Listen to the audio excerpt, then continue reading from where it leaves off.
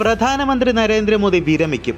ഈ ചോദ്യം ഇന്ത്യക്കകത്തും പുറത്തും വീണ്ടും ചർച്ചയാവുകയാണ്. അടുത്തിടെ സെറോദയുടെ സഹസ്ഥാപകൻ നിഖിൽ കാമത്തുമായി നരേന്ദ്രമോദി നടത്തിയ പോഡ്കാസ്റ്റിൽ അദ്ദേഹം നടത്തിയ ചില പ്രതികരണങ്ങളാണ് ഈ വിഷയം വീണ്ടും ചർച്ചയാകാൻ വഴിയൊരുക്കിയത്. ഞാനൊരു സാധാരണ മനുഷ്യനാണ്, എനിക്ക് തെറ്റുകളൊക്കെ പറ്റും. ഇനി രാഷ്ട്രീയത്തിലേക്ക് വരുന്നവർ ഒരു ദൗത്യവുമായി വരും എന്നായിരുന്നു അവതാരകന്റെ ഒരു ചോദ്യത്തിന് മറുപടിയായി മോദി പറഞ്ഞത്. ഈ മറുപടിയിൽ ഇനി രാഷ്ട്രീയത്തിലേക്ക് വരുന്നവർ എന്ന ഭാഗത്തെ മാത്രം ഉയർത്തിക്കാട്ടിയതോടെയാണ് മോദി വിരമിക്കും എന്ന അഭ്യൂഹം ശക്തിപ്പെടുന്നത്. സെപ്റ്റംബർ 17 മോദിക്ക് 75 വയസ്സ് തികയുകയാണ്. BJPയിൽ മോദി ഉണ്ടാക്കിയ പാർട്ടി നിയമം അനുസരിച്ച് 75 കഴിഞ്ഞവർ റിട്ടയർ ചെയ്യണമെന്നാണ് വ്യവസ്ഥ. LK അദ്വാനി, മുരളി മനോഹർ ജോഷി, സുമിത്ര മഹാജൻ, യശ്വന്ത് സിൻഹ അടക്കമുള്ളവർ റിട്ടയർ ചെയ്തു. ഇനി പ്രധാനമന്ത്രി നരേന്ദ്രമോദിയുടെ ഊഴമാണ്.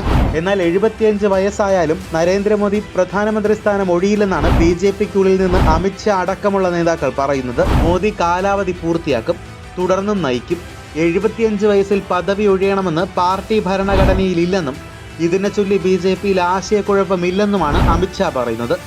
എന്തായാലും മോദി സ്ഥാനമൊഴിയുമോ ഇല്ലയോ എന്ന് കണ്ടറിയാം.